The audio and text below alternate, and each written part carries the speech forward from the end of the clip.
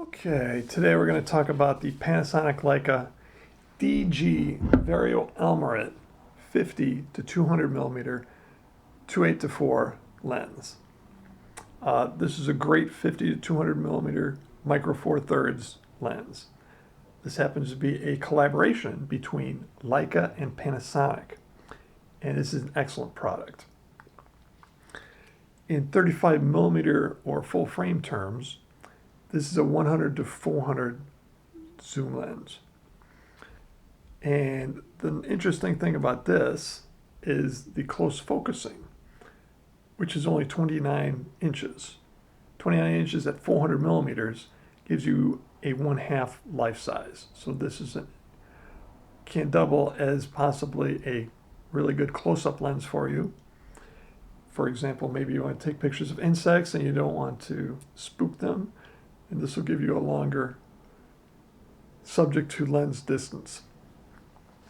The dimensions is, when this is all the way back, this is only 132 millimeters, the diameter is 76 millimeters, and the filter thread is 67 millimeters. On this lens I've got manual focus and autofocus. And then down here, I've got the OIS, or optical image stabilization. And this particular optical image stabilization switch on the lens is for Panasonic users. Okay, I don't have a Panasonic. I'm using the Olympus cameras. So for myself, all I do is turn the OIS off on the lens, go into the menus, turn the image stabilization on the camera, and I'm good to go. And that's if I need it. So what this means is, whether you're a Panasonic shooter or an Olympus shooter, this is an excellent lens for your camera. In addition to that, if you like to do things outside, it's dust proof and splash proof.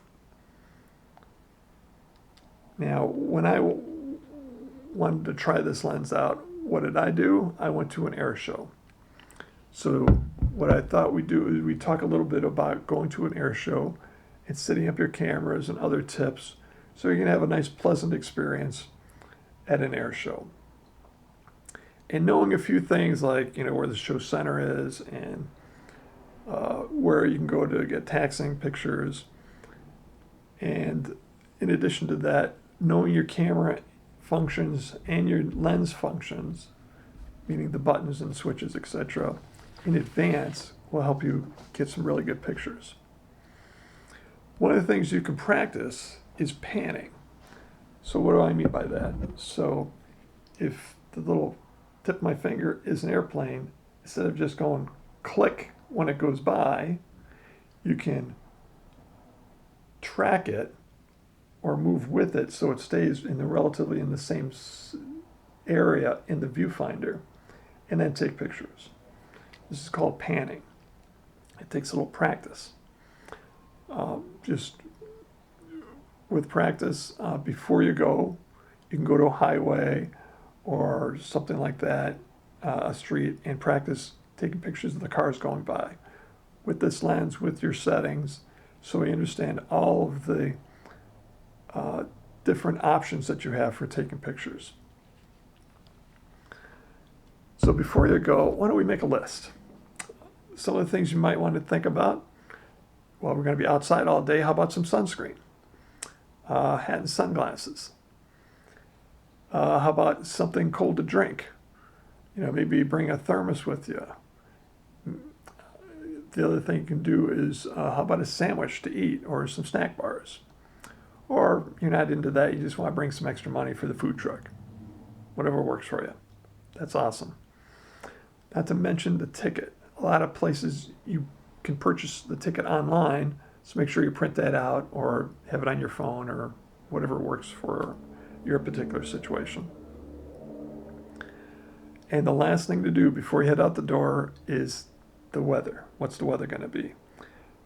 What I like to do is also think about not just the weather, but where the show center is compared to the sun. You know, for example, maybe it's not going to be really good pictures until later on in the show because the sun's going to be at a certain angle. Well, just keep that in mind when you're going there and you're looking around and so you can get a picture of the show center with the sun at the right angle.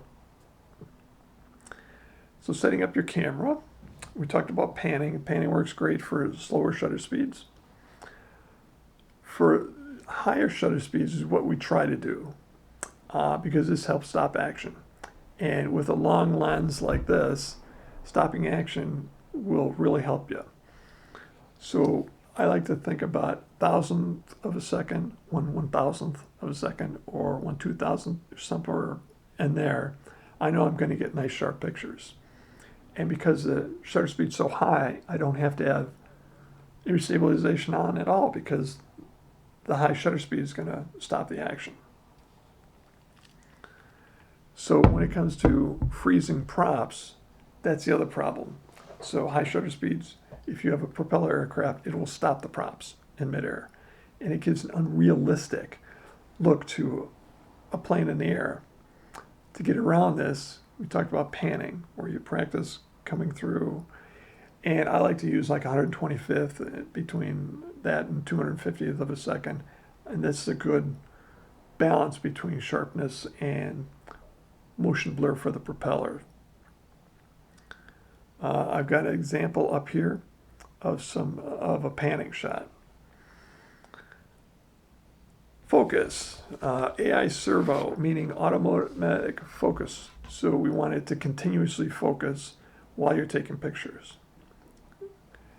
This is really important, which brings us to continuous shooting, and which means you push the shutter button down and it continuously takes pictures. Some cameras go up to 15 frames a second. This is a lot. Okay, remember you're going to be looking at these pictures later. And one of the things to consider is how quickly your buffer fills up. So the buffer is between the sensor and the card. And what this does is when this fills up, it tries to keep you taking pictures. That's what the buffer does. And sometimes it needs more time to write this group of pictures. So if you change the file size, the files, JPEG are relatively small compared to a RAW file. RAW files are larger and will take up more space. So it's going to take longer for the buffer to clear and write to the card. So how do you get around this? You lower your frame rate, or you select JPEG instead of RAW. So these are some of the things to think about. And once again, we talked about practicing in advance and practicing how much, how long it takes for your camera to clear, and planning on that when you're taking pictures. So back in the film days, I used an OM2 with film, and I had a power winder. I didn't have the motor drive, which is 5 frames a second. I used power winder, which was all in the 2.5 frames a second. Worked just fine for me, especially considering I had to pay to get all these developed. All right, that was a lot of money. One of the things I want you to consider, because of this buffer and all these pictures, is extra memory cards. All right, bring extra memory cards. This is so important. I don't want you to run out of memory and you have to try to delete pictures to get more on the card. Just bring extra 2 or 3 or whatever you need. Batteries for the camera, same thing. The camera's going to be working hard and having all these frames and buffering, and so the camera's going to be doing a lot of work compared to other types of photography. So bringing 2 or 3 extra batteries is very important. So personally, when I set up my camera to photograph airplanes and the digital one, I use 4 frames a second. That's plenty for me. And because I use RAW and JPEG, it's a little bit more, okay? But I know I can just go click, click, click. You know, I might track it for a long time, but I'll take pictures when I think it gets really close. And, you know, if I do like a 2-second burst, okay, I'm all right for a while. I like to shoot RAW and JPEG, and the reason is sometimes the camera, I'll bump a dial or I'll hit a button and I will change the camera settings. However, if I didn't move it too far off, I could probably get a really good picture with the RAW file, but not the JPEG. It might not be close enough. So this is why I like to shoot RAW plus JPEG. Modern military aircraft are painted this gray, and it will take a little bit, it's a little bit harder for your camera to take pictures of this muted gray on this background that might be gray because it's overcast. Most cameras these days work really well, but you might find that, you know, when you actually push down, it might take an extra fraction of a second just before the first frame happens. And don't worry about it, guys. This is just, and you might not notice this at all on the civilian aircraft because they're much brighter colors and it's easier for your camera to focus on. So just keep this in mind when you're taking pictures. When you're zoomed out all the way and you're trying to find the plane in the sky, it's kind of like looking through a soda straw. The benefit of a zoom lens is you can back it off a little bit. And because it's a wider field of view, you can zoom in, you can find it really quickly, and then just zoom in the rest of the way and then start taking pictures. This is one of the benefits of using a zoom lens. I do that all the time when I'm taking pictures of air shows, because sometimes it's hard to find the airplane in the viewfinder. So I know we talked about camera settings, and I mentioned briefly that sometimes I bump them. So I want you to check them again. Try to check them a number of times during the air show, because I don't want you to miss a whole bunch of pictures because the settings got bumped on the camera. All right, it might happen, but just by being vigilant and rechecking things, you can make sure you get some really good pictures when you're all said and done. All right, so the ISO or ASA, as low as you can comfortably get with having without sacrificing a high shutter speed. The great thing about this lens is it's relatively fast. So in other words, when you're zoomed all the way out, it's only an f4, which gives you a lot of latitude when you're taking pictures.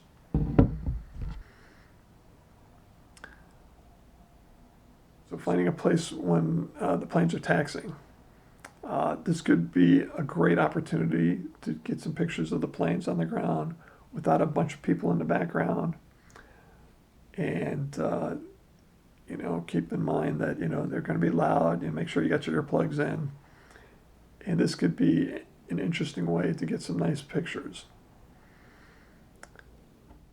In conclusion, the Panasonic Leica DG Vario Elmarit 50 to 200, 2.8 to f4. This is a great lens. It worked really well as a telephoto zoom lens. You know, I was able to adjust it for, you know, different situations. And what I'd like to do is finish this video up with a bunch of images I took with this lens in 2023 at the Northern Illinois Air Show, and enjoy. As always, you know, feel free to like and subscribe, and we'll catch you in the next one. Take care.